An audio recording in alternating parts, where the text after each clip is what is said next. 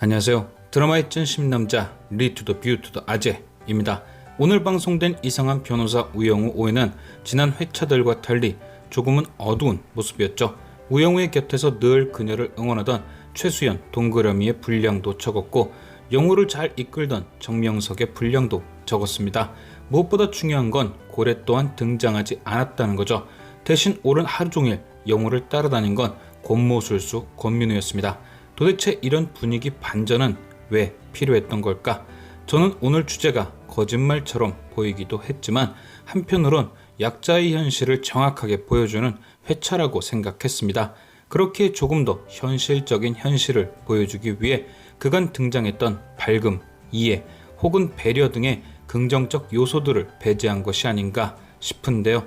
덕분에 저는 제가 편하게 살아가는 현실이 자폐 스펙트럼 장애를 가진 우영우와 같은 친구들이나 힘이 약한 약자들에겐 얼마나 혹독할 수 있는지 새삼 깨닫게 되었습니다.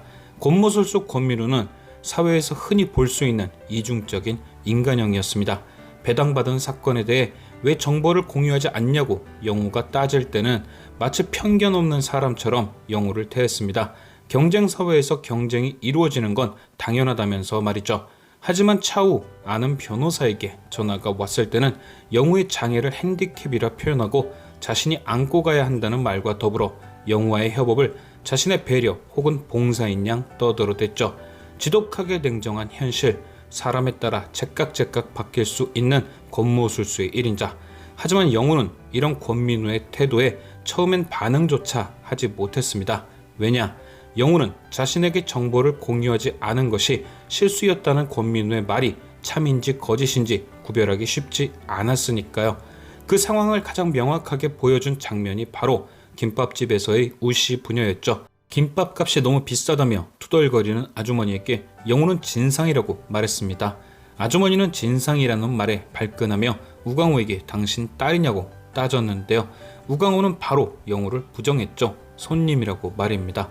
이처럼 기습적인 상황에 바로 거짓말을 하는 사람과 그 상황을 간신히 이해하는 영우를 동시에 보여주며 제작진은 영우가 왜 권모술수 권민우의 말에 반응하지 못했는지 보여주고 바로 이어서 부연 설명까지 덧붙였습니다. 준호와 영우가 차 안에서 나눈 대화를 통해서 말이죠. 너와 나의 세계가 아닌 나로만 이루어진 세상 속에 살다 보니 다른 사람이 나와 다른 생각을 갖고 있다는 걸 이해하기 어렵다. 마치 지난 4회에서 동시 형제의 거짓에 순간 당황했던 것처럼 말이죠. 그래서 오해는 어둡습니다. 고래도 등장하지 않죠. 오해 내내 영우는 처음 겪는 복잡한 현실 속에 고전하고 있었으니까요. 그래서 영우는 동그라미와 준호에게 현실에서 살아남는 법, 즉 거짓말을 구분하는 법을 계속 배워갑니다. 자신이 권모술수를 이기려면 현실을 먼저 배워야 하니까요. 하지만 영우는 고래가 점프하는 자신만의 방법이 아닌 현실적인 해결책을 배워가다 보니 어느샌가 권모술수와 똑같아지고 있었습니다. 자신이 가졌던 신념과 현실이 부딪혀 버린 거죠. 영우가 변호사란 직업을 택했던 건 거짓이 필요 없는 진실이 주가 되는 직업이었기 때문일 수도 있습니다. 정해진 법을 공부하고 법이라는 테두리에서 법을 이용해 진실을 밝히는 투명한 직업. 하지만 현실은 달랐죠. 거짓으로 법을 이용할 수 있고 그렇게 해서 돈을 버는 직업이 변호사라는 것도 깨달은 겁니다. 변호사의 윤리 강령이 내려가고 돈을 상징하는 해바라기 그림이 걸리듯 말이죠.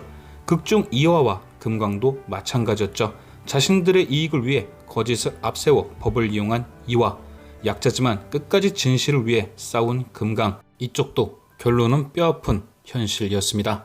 권민우가 영우에게 너도 권모술수 잘 쓰네 라며 비아냥된 것처럼 금강사장은 소송에 이기고도 이화에게 놀림거리가 되고 말았죠.